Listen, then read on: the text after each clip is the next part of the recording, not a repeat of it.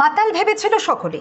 তারপর যা হলো, রাস্তার ধারে বাইসাইকেল নিয়ে পড়ে থাকা এক ব্যক্তিকে দেখে সকলে মাতাল ভেবে এড়িয়ে যাচ্ছিল, কিন্তু সেখানে থাকা অনিমেষ দেবনাথ নামে এক যুবকের সন্দেহ হয়। তার এই সন্দেহই শেষ পর্যন্ত বাঁচিয়ে দিল এক গরিব অসহায় শ্রমিকের জীবন।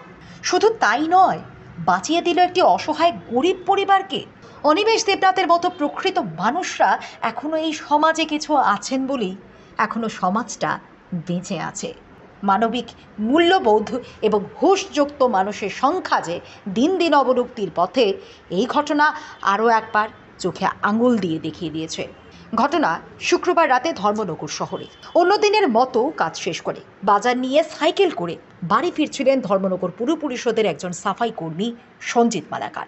সঞ্জিতবাবু বাড়ি ধর্মনগরের চন্দ্রপুরে, কিন্তু টাউন কালীবাড়ি দিঘির উত্তর পাড়ে যাওয়ার পরে তিনি অসুস্থতা বোধ করেন। সাইকেল থেকে নেমে রাস্তার পাশে বসে পড়েন।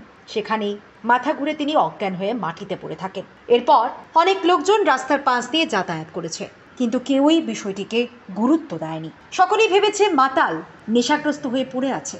এমন ভাবনাও অস্বাভাবিক নয়, কিন্তু সবাই তো আর একরকম নয়, ব্যতিক্রম আছে।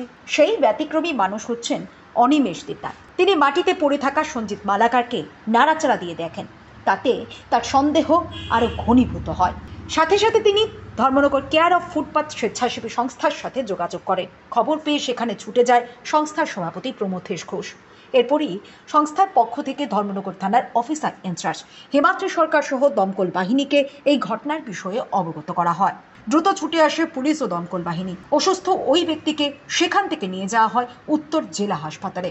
কর্তব্যরত চিকিৎসক ডক্টর অরূপ রায় প্রাথমিক চিকিৎসা করে জানান, ওই ব্যক্তির স্ট্রোক হয়েছে। সাথে সাথে অনিমেষ দেবনাথ ও আরও কয়েকজনের সহযোগিতায় অসুস্থ ব্যক্তির সিটি স্ক্যান করা হয়। রাতে ওই অসুস্থ ব্যক্তিকে জেলা হাসপাতালে ভর্তি করে চিকিৎসা শুরু করা হয়।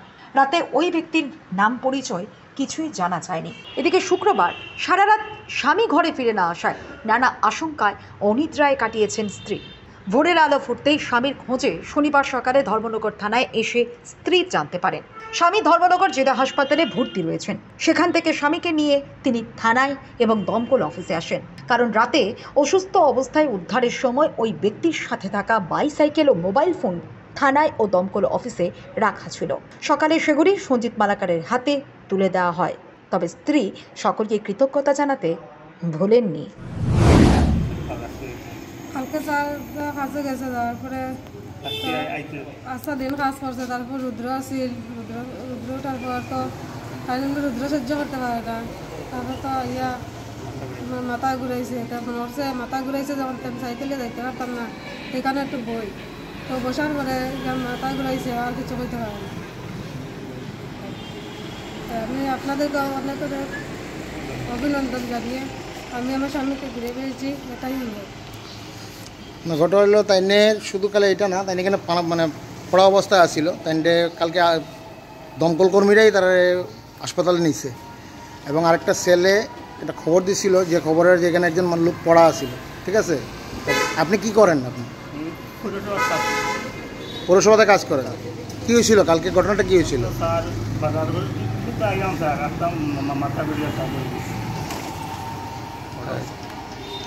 কালকে আপনাকে যখন এখান থেকে আনা হয় তখন আপনার সঙ্গে একটা সাইকেল ছিল আর একটা মোবাইল ছিল আর অল্প কিছু টাকা ছিল, সেগুলো আপনি পেয়েছেন?